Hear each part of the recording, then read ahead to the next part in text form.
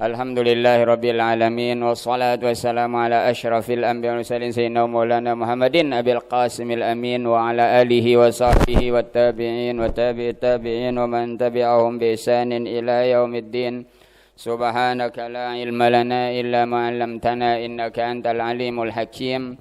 Rabbi shrah li sadri wa yassir li amri wahlul 'uqdatam min lisani yafqahu qawli. Allahumma aslih ummata Muhammadin sallallahu alaihi wasallam wa farrij an ummati Muhammadin sallallahu alaihi wasallam warham ummata Muhammadin sallallahu alaihi wasallam wa alif baina qulubi ummati Muhammadin sallallahu alaihi wasallam waftah lana futuhal arifin wa faqihna fid din wa 'allimna ta'wil wa ja'alna min ibadikas salihin bijahi sayyidina Muhammadin sallallahu alaihi wasallam wa anshur wahfaz wa ayyid nahdhatal watani fil alamin bihaqqi Muhammadin sallallahu alaihi wasallam wa anshur wahfaz wa ayyid nahdhatal watani fil alamin bihaqqi Muhammadin sallallahu alaihi wasallam wa anshur wahfaz wa ayyid nahdhatal watani fil alamin bihaqqi Muhammadin sallallahu alaihi wasallam.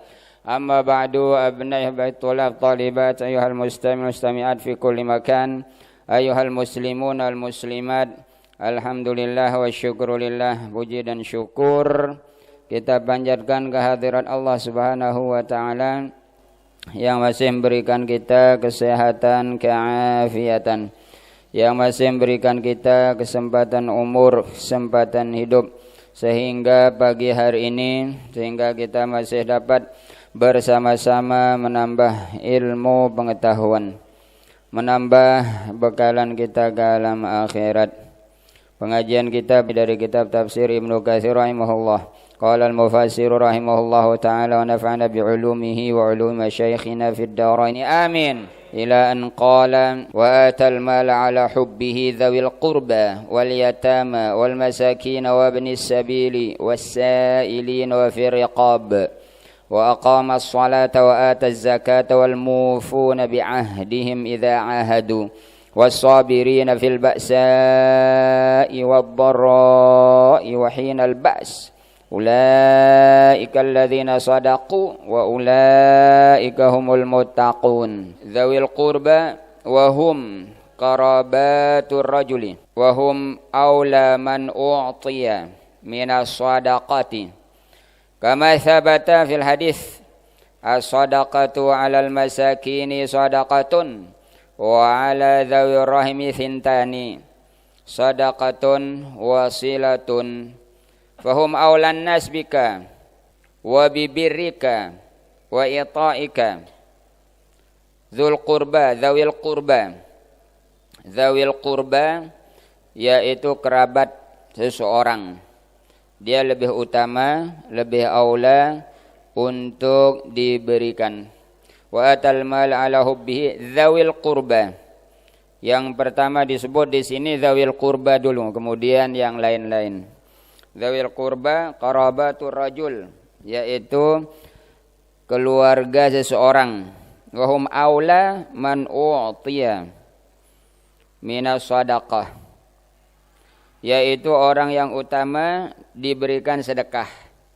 Sebagaimana di dalam hadis as-sadaqatu 'alal masakin sadaqatun, sedekah ke atas orang-orang miskin satu sedekah. Wa 'ala dzawir rahim thintani, dan ke atas dzawir rahim keluarga dua. Sadaqatun wasilatun, sedekah dan menyambung. Sedekah dan menyambung hubungan silaturrahim. Fahum aulan nas bika, maka mereka itu adalah manusia yang utama denganmu. Wa bibirrika, dan dengan kebaikanmu. Wa i'ta'ika, dan pemberianmu. Jadi yang diutamakan keluarga dulu, yang ada hubungannya dengan keluarga dzawil qurba, yaitu orang-orang yang dekat kepada kita. Kalau ada yang miskin itu kita utamakan dulu.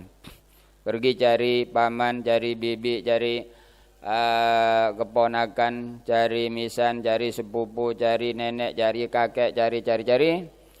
Yang miskin-miskin kasih dia sedekah. Karena dia bisa menyambung hubungan silaturahim. Di samping kita memberikannya sedekah, menyambung hubungan silaturahim. Jadi dua dia dapat pahala. Orang yang bersedekah ke atas keluarganya. Karena ada sebagian orang putus hubungan silaturahimnya sehingga tidak diberikan sedekah. Mungkin dia putus dengan saudaranya, padahal saudaranya itu miskin, tidak dikasih saudara, dikasih orang jauh, dikasih orang lain. Itu kurang afdal. Afdalnya sambung dulu hubungan silaturahim, kemudian nanti ke orang lain. Disambung, jangan dibiarkan putus. Terutamanya keluarga terdekat, disambung. Kalau putus, ya nanti di akhirat akan disidang. Bahkan yang putus itu tidak masuk syurga. Susah kan? Tidak masuk syurga kata Rasul. La yadkhulul jannata qati'un. Tidak akan masuk syurga orang yang memutuskan hubungan silaturahimnya. Tidak masuk syurga kata Rasul. Karena orang yang memutuskan hubungan silaturahim itu orang sakit hati. Bukan sakit badan, bukan sakit kepala, bukan pusing, bukan sakit gigi, bukan sakit mata, bukan sesak napas. Tidak, tapi sakit hati. Sedangkan hati sakit penghalang untuk masuk syurga. Banyak kan penyakit hati yang disebut oleh Nabi penghalang untuk masuk syurga. La yadkhulul jannata qati'un, la yadkhulul jannata namamun, la yadkhulul jannata man kana fi qalbihi mithqala dzarratin min kibrin. Iyyakum wal hasada fa innal hasada ta'kulul hasanat kama ta'kulun narul hataba. Ini penyakit-penyakit hati penghalang untuk masuk syurga.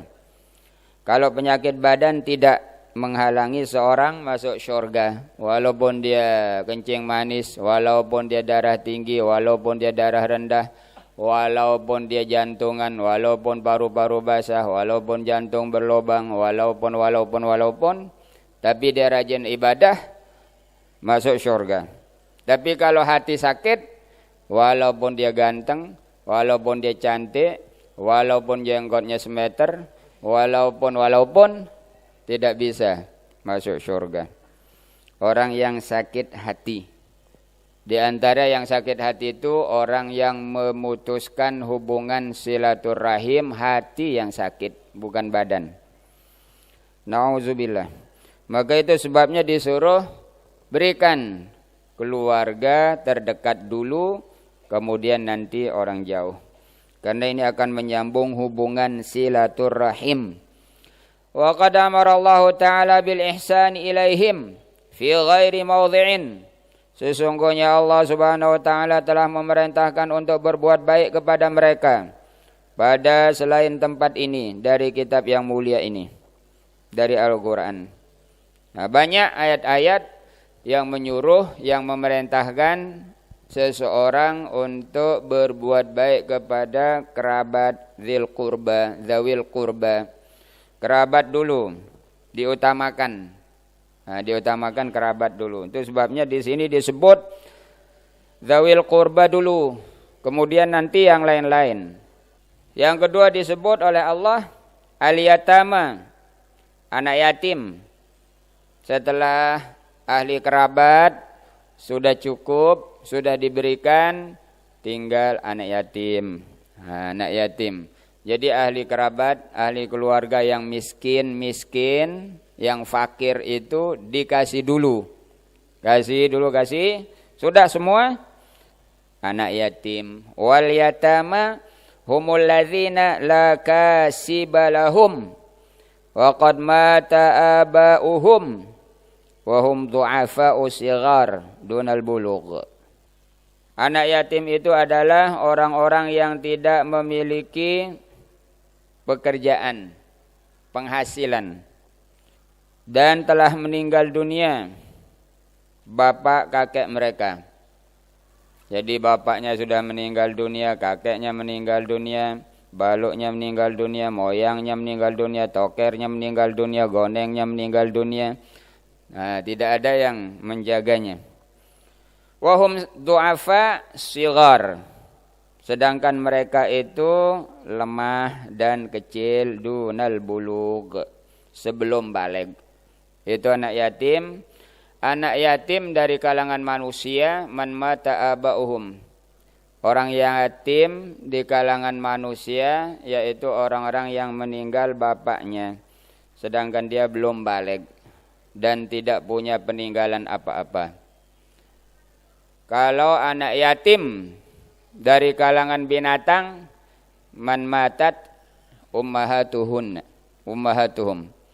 Kalau anak yatim di kalangan binatang, yang mati ibunya, yang mati induknya, itu yatim. Kalau ada kambing mati ibunya, itu kambing yatim. Anak yatim. Karena yang menjaganya kan ibunya. Apabila mati ibunya, ya siapa yang menjaganya? Bapaknya tidak tahu kemana sudah pergi, cari betina lain. Kan? Jadi kalau binatang itu yang mati ibunya, induknya, itulah dia yatim. Kalau manusia yang mati bapaknya, karena tidak ada yang menafkahinya. Kalau binatang yang menafkahinya kan ibunya, bukan bapaknya. Bapaknya tidak ada kan? Tidak ada. Tidak bisa kita bilang kambing bin domba bin kacang, tidak bisa. Kan karena tidak ada bapaknya kalau kambing, ibunya saja. Ibunya. Itu sebabnya kalau ada manusia tidak ada bapaknya, ya kambing lah. Ya kan tidak ada bapaknya, ibunya saja yang ada. Bapaknya sudah hilang, dah kemana? Artinya dia lahir tanpa bapak. Jadi ibunya lah yang menjaganya. Resiko kan, resiko semuanya kepada perempuan. Itu sebabnya hati-hati yang perempuan ini. Jangan mau dibawa kemana-mana, jangan. Walaupun dia janji sumpah, itu bohong kalau laki-laki itu. Walaupun dia bilang demi Allah, saya akan menikahimu setelah ini, bohong. Jangan. Nikah dulu, barulah boleh berboncengan. Kan ini sepeda motor nih. Sepeda motor, tidak ada rodanya. Allahu Akbar. Akad nikah dulu, baru mau dibonceng. Jangan bonceng dia sebelum akad nikah, bahaya. Resikonya kepada perempuan. Kalau laki-laki tidak ada resiko. Kalau sudah selesai dia hilang. Hilang mungkin pergi ke Kalimantan, ke Sulawesi, ke Batam. Yang susah menjaga anak itu, ya perempuan itulah. Sangat bahaya. Kalau itu seperti kambing dia. Jadi anak itu akan dijaga oleh perempuan itu. Kan tidak ada bapaknya. Ya seperti kambing lah. Yatim binatang yaitu yang ibunya meninggal. Walaupun bapaknya masih hidup. Tapi kita tidak tahu mana satu bapaknya. Kan tidak tahu kita mana bapaknya, sudah hilang. Ini yang anak yatim du'afa sighar dunal buluk wal qudrati ala takasub, dan tidak mampu untuk bekerja, untuk mencari penghasilan. Kalau dia masih kecil, bapaknya meninggal dunia tapi meninggalkan warisan banyak, yatim juga tapi yatim kaya. Mungkin dia ditinggalkan 10 hektar sawah. Anak yatim ini kan. Ini yatim kaya. Yang disuruh berikan anak yatim la kasibalahum, yang tidak ada penghasilan. Itu yang disuruh berikan sedekah, yang diberikan sedekah itu. Wa atal mala ala hubbihi dzawil qurba wal yatama, yaitu yatim la kasibalahum, yang tidak ada penghasilan bagi mereka. Tapi kalau dia ada penghasilan, anak yatim tetapi ditinggalkan warisan oleh bapaknya 20 kamar kos-kosan. Itu yatim tetapi ada penghasilannya kan, tidak perlu disedekahi. Kalau 20 kamar kos-kosan setahun 3 juta kan sekamar. Berapa juta? 2,5.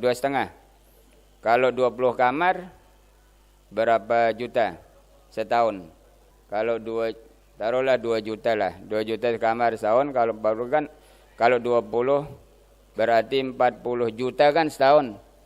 Cukup lah. Tidak usah disedekahi. Dia ada penghasilan. Ada penghasilannya. Inilah kasibalahum katanya. Yang diberikan anak yatim sedekah la kasibalahum. Anak yatim yang tidak memiliki penghasilan dan tidak mampu untuk bekerja. Memang tidak mampu, masih kecil kan. Wa qala Abdur Razzaq amba'ana Ma'marun an Juwairin al-Dhahhak an Nizal bin Saburah an Aliin an Rasulillah sallallahu alaihi wasallam qala la yutma ba'dal hulmi. Tidak ada yatim setelah balik, setelah bermimpi. Ba'da hulmin kan. Tidak ada anak yatim setelah balik atau setelah bermimpi bagi laki-laki. Tidak ada yatim kalau dia sudah balik. Kalau dia sudah berumur 15 tahun, bagi laki-laki berhenti dia jadi anak yatim. Kalau dia berumur 12 tahun, anak perempuan artinya sudah berhenti jadi anak yatim. Jadi anak yatim yang disantuni itu yang belum balik dan tidak memiliki penghasilan. Tapi kalau dia belum balik, ada penghasilannya, ada warisan dari bapaknya, maka itu tidak perlu disedekahi. Ada hartanya dari bapaknya, ada peninggalan, ada warisan. Wal masakin. Yang ketiga, beri sedekah kepada orang-orang miskin.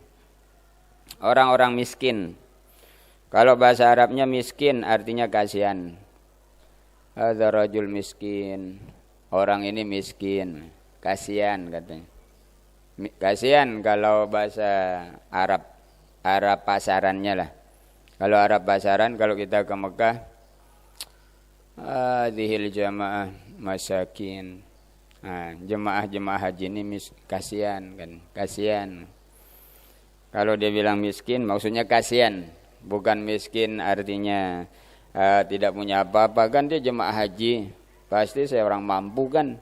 Tapi orang Arab bilang hadzal haji miskin. Maksudnya orang Pak Haji ini kasihan. Hadzil hajjah miskinah. Maksudnya ibu hajah ini kasihan. Kasihan. Kasihan itu bahasa Arab pasarannya.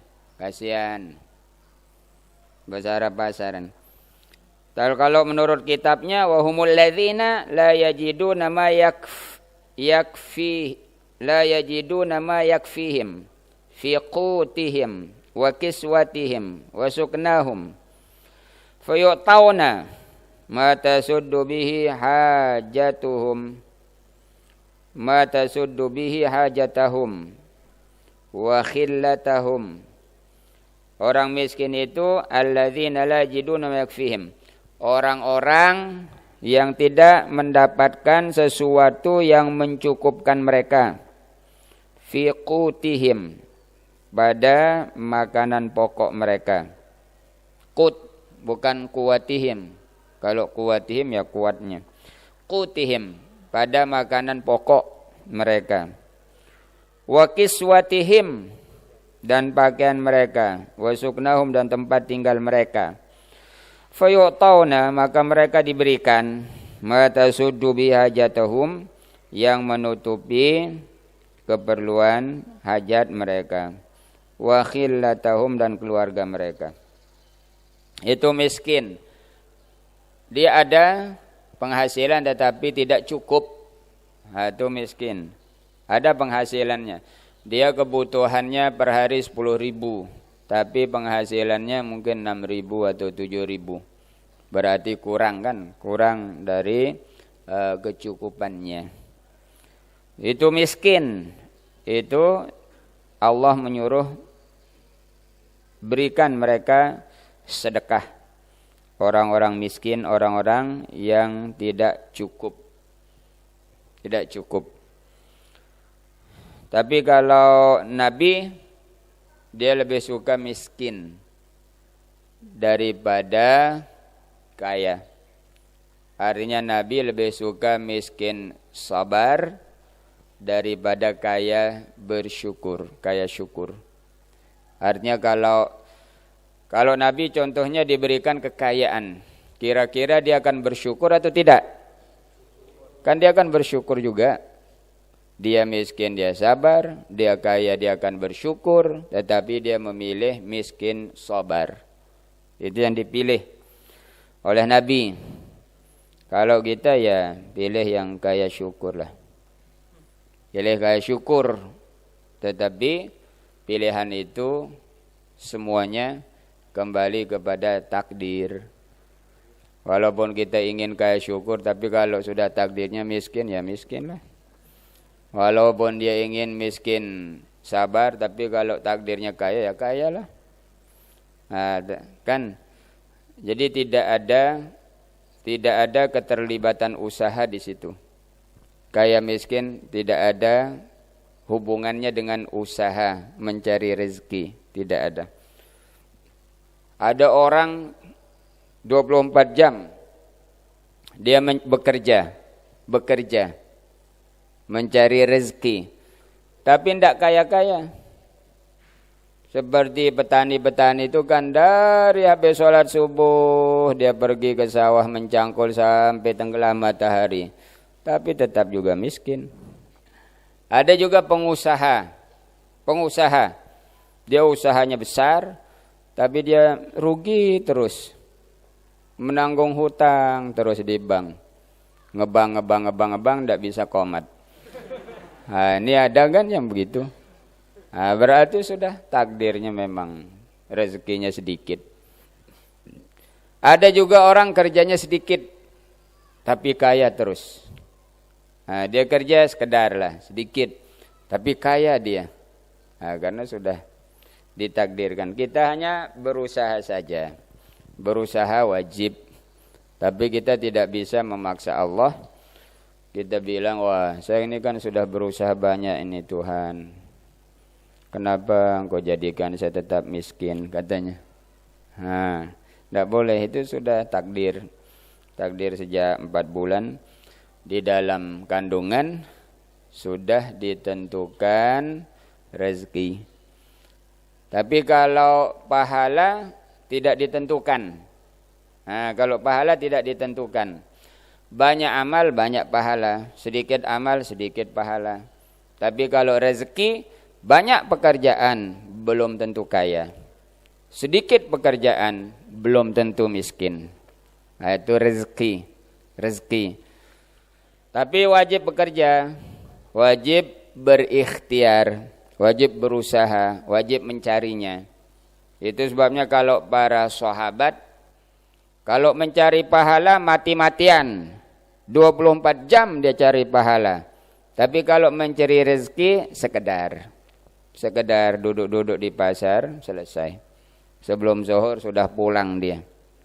Dia pergi ke pasar, pergi bekerja, pergi ke kebun kurmanya, kebun sayurnya, dari jam 8 atau jam setengah 9 selesai kuliah subuh Nabi.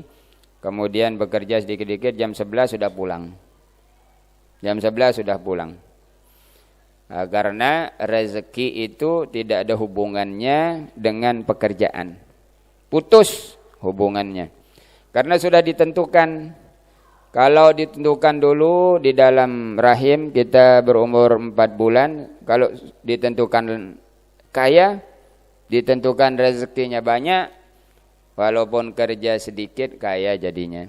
Tapi kalau sudah ditentukan miskin dulu, waktu kita 4 bulan dalam rahim sudah ditentukan miskin, walaupun kerja banyak ya tetap miskin.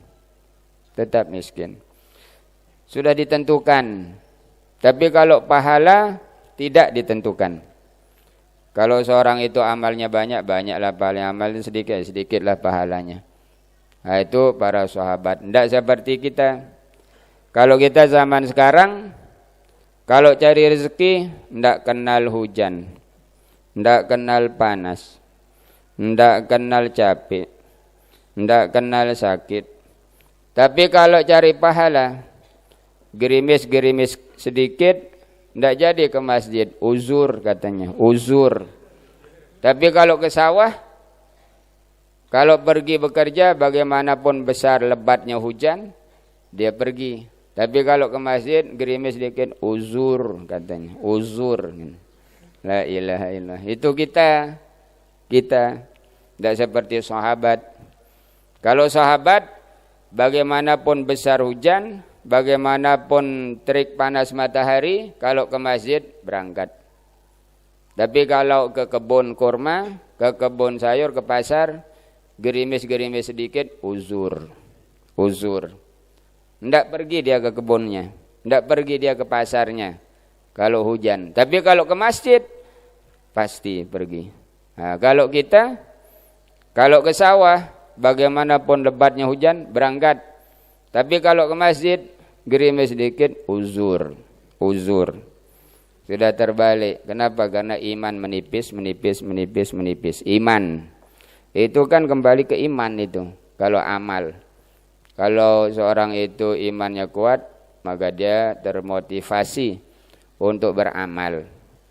Tapi kalau imannya tipis, malas untuk beramal.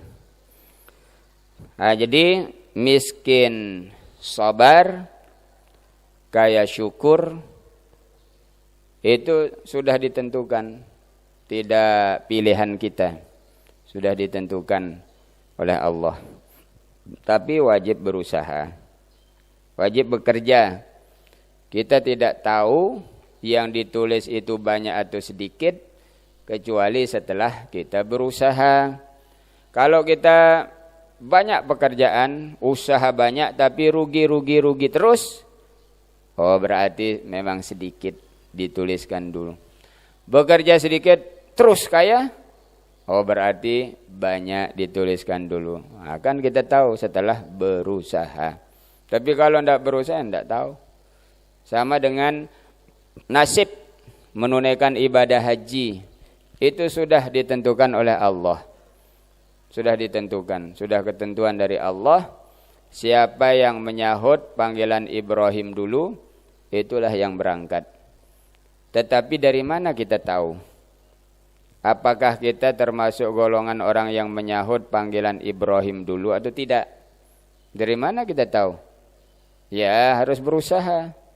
Setelah berusaha daftar, berusaha berangkat.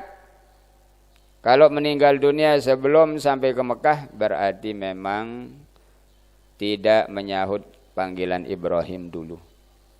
Ada orang jamaah meninggal dunia sedang tasyakuran. Nah, kan mau berangkat, sedang tasyakuran, sudah lengkap semuanya, keuangannya, peralatan sudah, tinggal berangkat saja. Habis tasyakuran, naik tensinya, meninggal. Nah, berarti memang tidak menyahut panggilan Ibrahim dulu. Memang tidak menyahut, tapi dia tidak berdosa karena sudah berusaha. Ada juga orang, dia baru daftar. Orang sudah menunggu 5-6 tahun, belum berangkat. Dia baru daftar, sudah ada namanya untuk ikut berangkat. Karena mendampingi ibunya yang tua.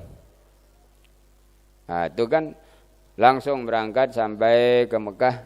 Oh, berarti memang dia dulu menyahut panggilan Ibrahim alaihissalam.